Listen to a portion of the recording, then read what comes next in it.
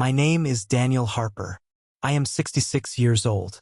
For 40 years, I built commercial structures across Colorado, hospitals, municipal complexes, distribution centers, schools. I understood steel loads before I understood people. Concrete behaves predictably under pressure. People do not. 3 months ago, I sold Harper Structural Group for $42 million. The figure sounds larger when someone else says it, when reporters write it, when extended family repeats it over dinner as though they were present for the 40 winters I spent reviewing contracts at midnight. Money changes temperature in a room. It also reveals character. The sale closed in early spring.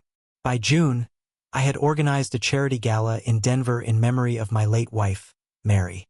She had believed in trades, in apprenticeships, in giving young men and women SK*LLS that could not be outsourced or replaced by software. The Harper Foundation for SK*-led futures would carry her name. Denver. The ballroom overlooked the Denver skyline. Glass walls, polished marble floors, soft gold lighting, designed to flatter aging faces and ambitious expressions. Politicians attended because they needed donors. Journalists attended because they needed stories. Investors attended because they needed proximity. Mary's family attended because they believed proximity meant entitlement. The shift had been gradual. During Mary's illness, I supported her parents financially without hesitation.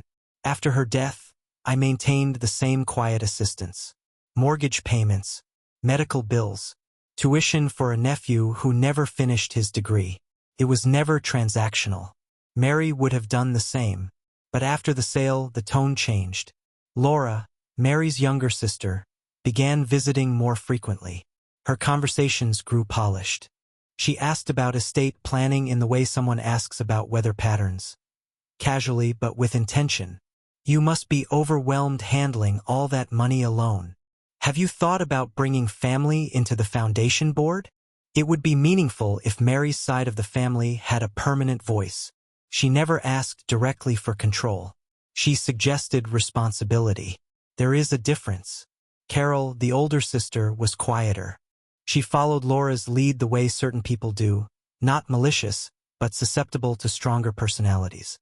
I had observed that dynamic for decades. At 66, people speak slower around you.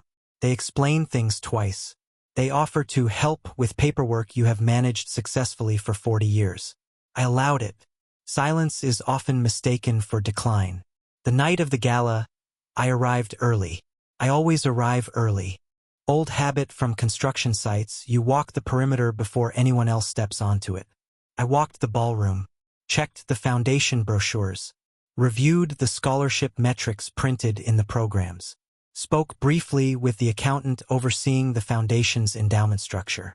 Independent trustees, third-party audits, no family oversight. That detail was intentional. Backstage, 10 minutes before my speech, the atmosphere shifted from celebration to performance. The stage manager adjusted lighting angles. A catering assistant arranged drinks on a side table, wine, champagne, water. I placed my notes on the podium and stepped behind the curtain for a moment of quiet. That is when I saw Laura. She did not see me. She approached the side table with deliberate casualness. Clutch purse secured under her arm. She scanned the corridor once, not nervously, but methodically, the way someone checks for witnesses. From her purse she withdrew a small bottle. Travel-sized, dark liquid, bourbon. She lifted my wine glass, the one I had set aside, and poured a measured amount into it. Not enough to overpower the wine. Enough to intensify it. She swirled it once.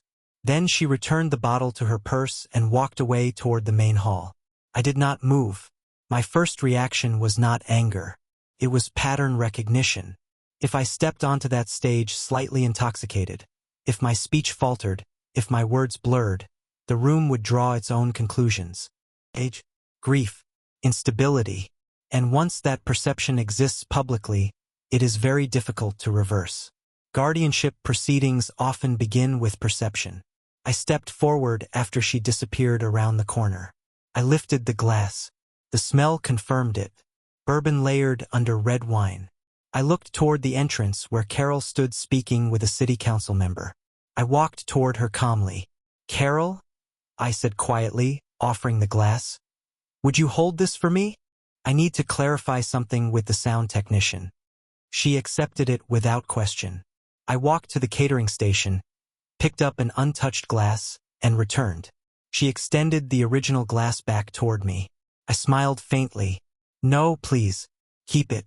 You look like you could use it." She laughed politely and took a sip. I watched Laura from across the room. She was mid-conversation when she glanced toward us. Her eyes moved from my hand to Carol's. I saw the confusion register, subtle but unmistakable. The lights dimmed. The host took the stage. Carol took another sip. Within 3 minutes, her posture changed. Within 5, her complexion paled. When the host asked her a routine question about Mary's early volunteer work, something simple, her response was delayed, unfocused. Laura's expression shifted from expectation to alarm. I stood beside them, holding my untouched glass. I did not intervene. I did not accuse. I simply observed. Because what matters most in moments like that is not emotion. It is confirmation. And that night, confirmation arrived quietly, like the settling of concrete after a careful pour. Carol lasted 7 minutes on stage. That is how long it took for bourbon disguised as generosity to begin dismantling her composure. The host, a local news anchor with perfect diction and rehearsed warmth, asked her a simple question about Mary's early volunteer projects. Carol blinked twice, attempted to respond, and mispronounced the name of the very foundation being launched. The room shifted. It was subtle at first. A murmur beneath polite applause. Glasses paused mid-air. Journalists lowered their pens and looked up. Carol took another sip.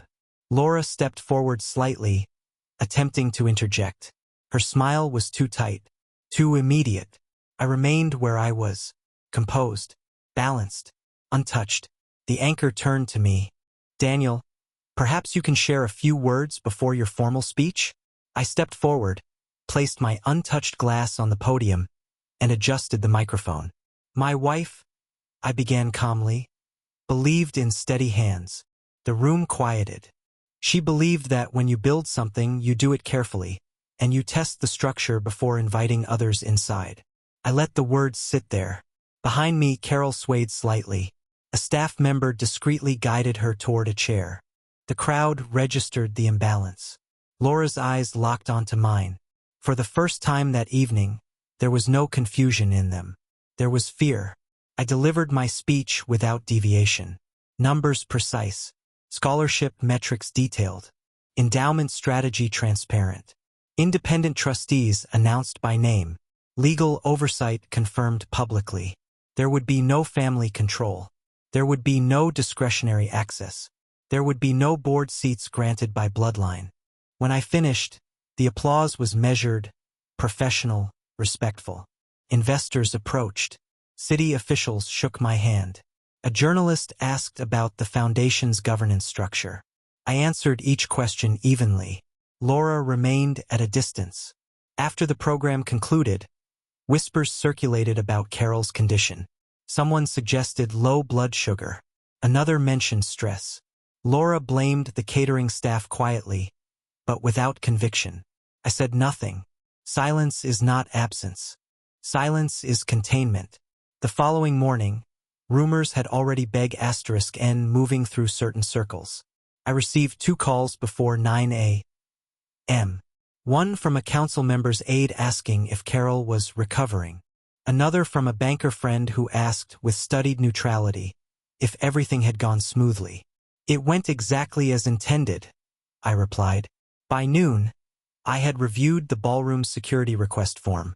I had personally arranged for full surveillance coverage that evening. Standard practice for events involving high-profile guests and significant donors. Entry points, backstage corridors, bar stations. I called the venue manager and requested a copy of the footage from the hour prior to the program. He hesitated briefly. "Of course, Mr. Harper. For your records?"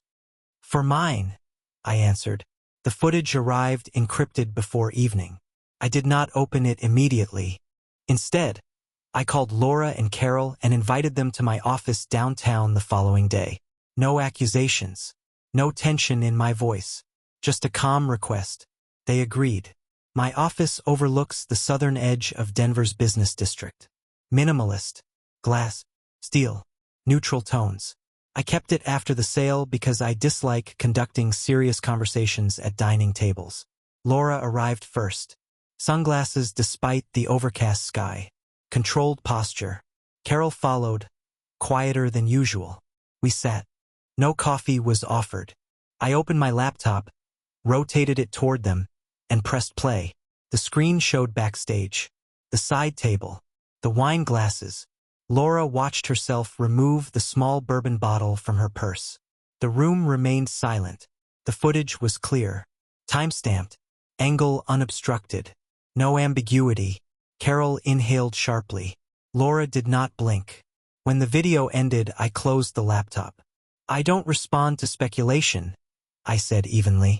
I respond to evidence. Laura's voice, when she finally spoke, was controlled but strained. You're implying something serious. I don't imply, I replied. I observe. Carol's hands trembled slightly. Laura shifted tone. You're overreacting. It was harmless. A small joke. We thought you might loosen up before the speech. I held her gaze. Pouring alcohol into someone's drink without consent is not a joke. She attempted a different approach. You've changed since the sale, Daniel. You're distant. Suspicious. I have not changed, I said calmly. My visibility has. That landed. Because that is what this had been about. Visibility. Public perception. If I had stumbled on that stage, if I had appeared impaired, the narrative would have formed instantly. Aging widower unable to manage sudden wealth. And narratives open doors for intervention. Were you planning to petition for oversight? I asked quietly. Laura's expression hardened. You think we'd try to control you? I think you attempted to manufacture a reason. Silence. Carol looked between us, finally understanding the gravity. I would never, she began weakly. I know, I interrupted gently, because Carol had not acted. She had been used. Laura leaned back in her chair. You have no proof of intent. I nodded. Intent is rarely documented. Action is. I slid a printed still frame across the table, the bourbon bottle visible mid-pour. I have retained legal counsel. The footage is archived. No charges have been filed. The word yet remained unspoken but present. Laura exhaled slowly. What do you want? There it was. Not apology. Negotiation. I want clarity, I said. And I want boundaries. I explained, without raising my voice, that Mary's foundation would remain independent. That no family member would hold financial authority. That any attempt to question my competency publicly would be answered with documentation. I will not be humiliated to justify control, I said. Laura studied me carefully. Perhaps for the first time in decades, she was not looking at a grieving widower. She was looking at the man who had negotiated multimillion-dollar infrastructure contracts without flinching. You're serious, she said. I am precise. Carol finally spoke. We didn't think. No, I replied. You didn't. That was the problem. They had mistaken composure for weakness, mistaken age for decline, mistaken patience for vulnerability. Laura stood first. This isn't over, she said quietly. I nodded.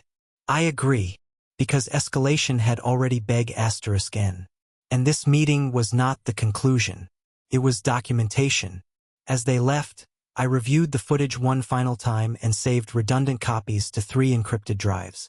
I then made a second call to my estate attorney, because when someone tests your stability publicly, it is rarely their only move. And I have learned, over decades in construction and negotiation, that sabotage is seldom singular. It is layered, carefully timed, and always underestimated by the person who believes himself too experienced to be targeted. I do not underestimate. Not anymore. People who attempt subtle sabotage rarely stop after one failed move. They adjust. So do I.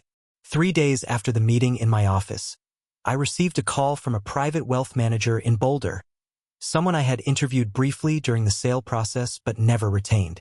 He sounded uncomfortable. Daniel, I received an inquiry regarding your portfolio structure. A family member expressed concern about your recent behavior and suggested you might benefit from supervisory oversight. Which family member? I asked. A pause. Laura Bennett. There it was. The bourbon had failed. The narrative pivoted. She implied, he continued cautiously, that there were irregular decisions being made, large transfers, emotional philanthropy. Did she provide documentation? I asked. No. Did she provide medical statements? No. Then this conversation is concluded.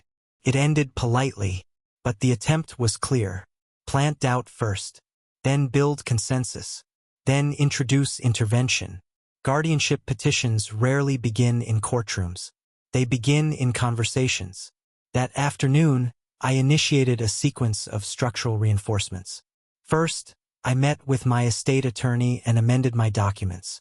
Every power of attorney clause was revised. All healthcare directives reaffirmed with independent witnesses. A cognitive evaluation was voluntarily conducted by a respected neurologist, baseline documentation of full capacity. The report was comprehensive, clean. Second, I retained a forensic accountant to review every transaction from the sale forward. Not because I suspected internal mismanagement, but because preemptive transparency disarms accusation. The audit confirmed what I already knew. No irregular transfers, no unexplained disbursements, no emotional instability in financial decision-making. Mary's foundation was funded through a blind trust structure. I had removed myself from operational disbursement authority entirely. Independent trustees controlled scholarship allocation. There was no leverage point. That, I suspect, frustrated Laura more than the footage had. But the escalation did not end there. 2 weeks later, a courier delivered an envelope to my office. Inside was a draft of a petition for temporary conservatorship. And signed. Not yet filed, but prepared. The filing party listed Laura Bennett. Ground cited. Concern regarding cognitive decline following sudden liquidity event and observable instability at public charitable function. She was referencing the Gala. Referencing Carol's visible impairment. Referencing the rumor she herself had created. It was not elegant, but it was aggressive. I did not react emotionally. Instead, I activated documentation. My attorney filed a preemptive notice with the county court attaching the neurological evaluation, the forensic audit, and the surveillance footage from the Gala, including the bourbon incident. The filing was not an accusation. It was a shield. Simultaneously, I instructed a private investigator, the same firm that had assisted during the sale, to conduct a discreet review of Laura's financial history over the past 5 years. Not for revenge. For context, what emerged was unsurprising. Significant credit exposure. 2 leveraged properties underperforming. An outstanding business loan secured against a consulting venture that had not generated profit. In short, liquidity pressure. Pressure motivates risk. Risk motivates miscalculation. Within 10 days, we identified a more direct concern. Laura and her husband had consulted an estate litigation firm known for aggressive intervention strategies in high-net-worth cases.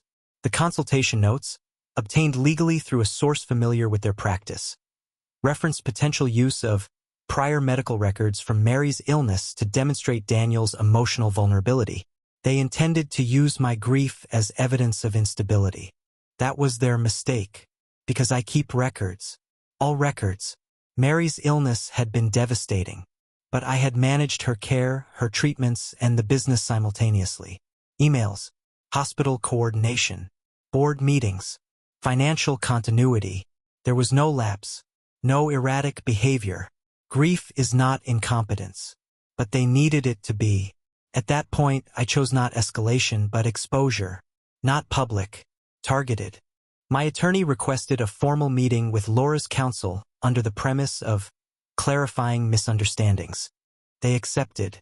The meeting occurred in a neutral conference room downtown. Present, Laura, her husband, their attorney, my attorney, and myself. No raised voices. No hostility. I began by placing 3 folders on the table. Folder 1. Neurological evaluation, dated and signed. Folder 2. Forensic audit, certified. Folder 3. Surveillance footage transcript with timestamped still images of the Bourbon incident. I did not accuse. I did not narrate. I simply slid the folders forward. Their attorney reviewed them in silence. Laura's posture stiffened incrementally as each page turned. Then I placed a 4th document on the table. A preliminary draft civil complaint outlining attempted financial exploitation and malicious interference with reputation. It was not filed.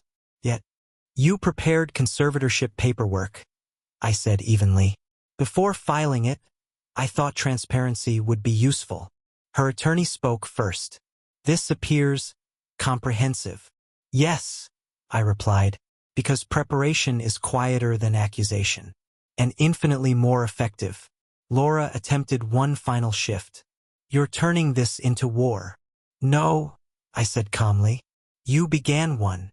Silence. Her husband looked at the table. Her attorney closed the folders. "I recommend we reconsider our approach," he said carefully. The conservatorship draft was never filed. Within 48 hours, I received written confirmation that no petition would be pursued. But I did not stop there, because the attempt itself required consequence. I amended my will. Laura and Carol were removed entirely from any contingent beneficiary status, including charitable advisory roles tied to Mary's name.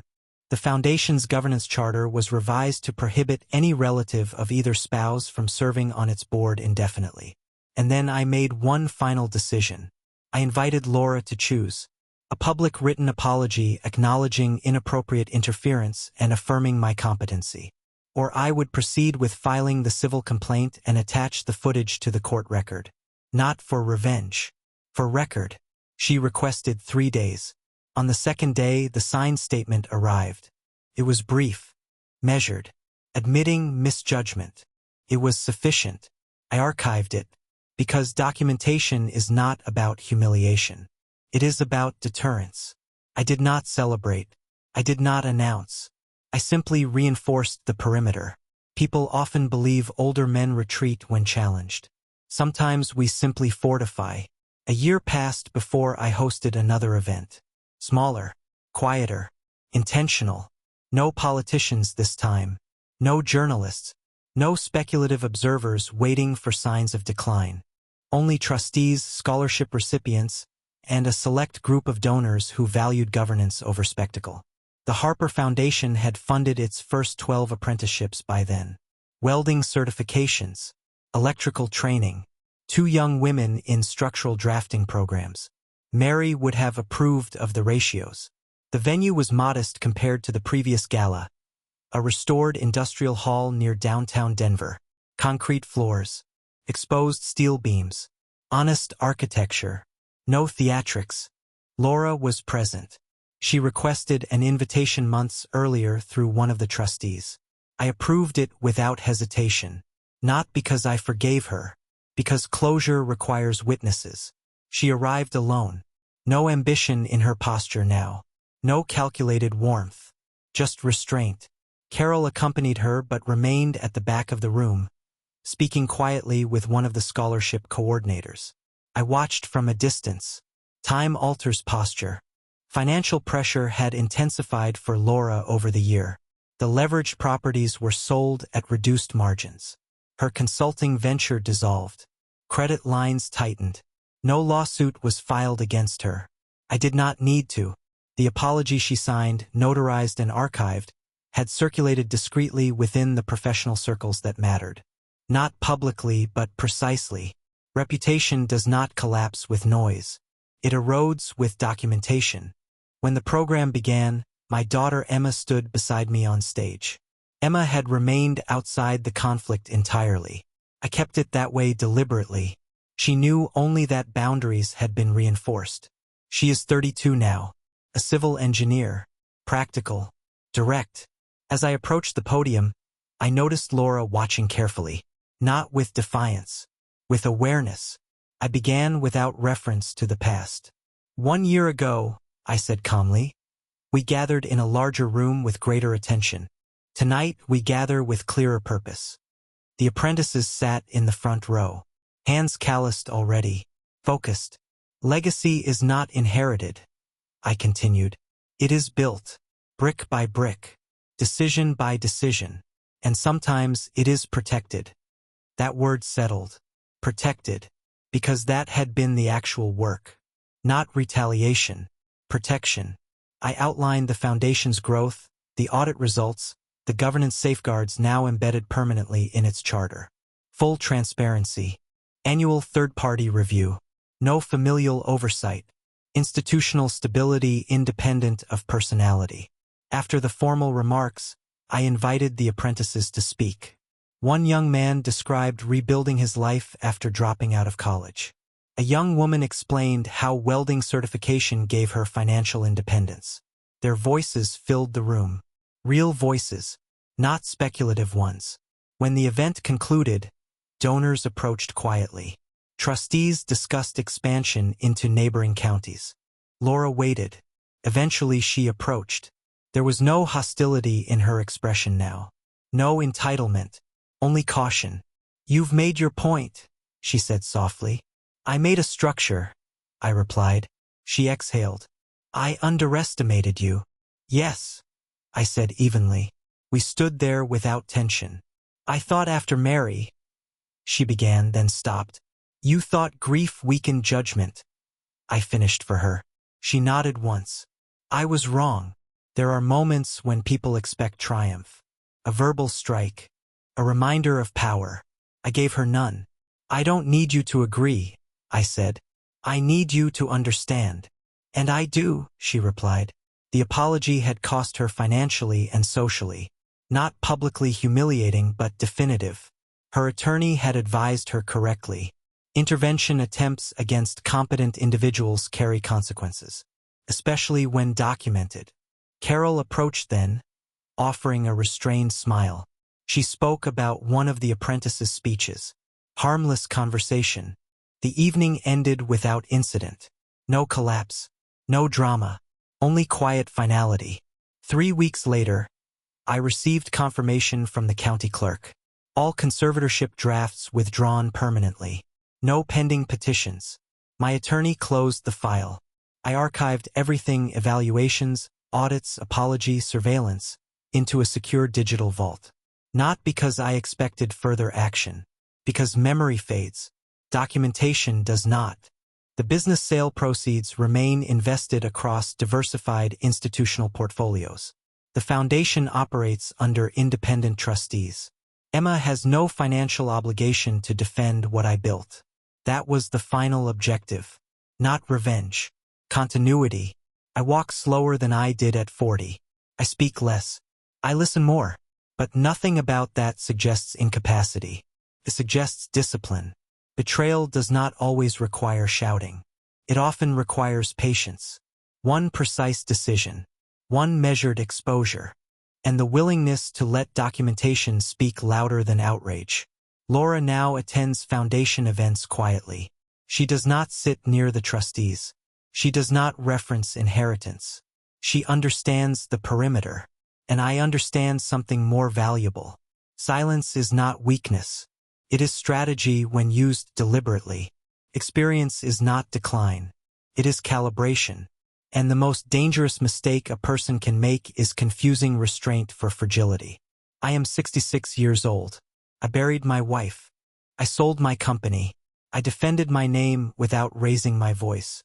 And those who attempted to question my stability now sit in the audience, applauding the structure they tried to undermine. There is a certain symmetry in that. Concrete, once cured, does not bend for pressure. It holds. So do I.